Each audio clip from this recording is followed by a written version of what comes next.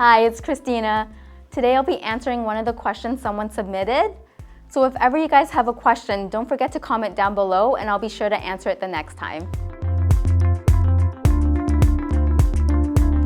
So with being active and getting sweaty, sometimes clients do get itchy underneath their hair system. It could be due to the base of the system. So what I recommend clients do is get a system that's more breathable, like a Swiss lace or a French lace. I wouldn't recommend the skin base because it's not breathable and you have all over liquid adhesive. Even if you do tape adhesive, there's not a lot of breathability with those systems. Even a monofilament, those are awesome systems, but I still find that they're super thick, so the breathability is not as great as like a full lace system. Even with the poly at the back, it's still really good. So also using a scalp protector that helps with sweatiness or the humidity will also help with the itch and also protecting your scalp from any irritations to the adhesive as well.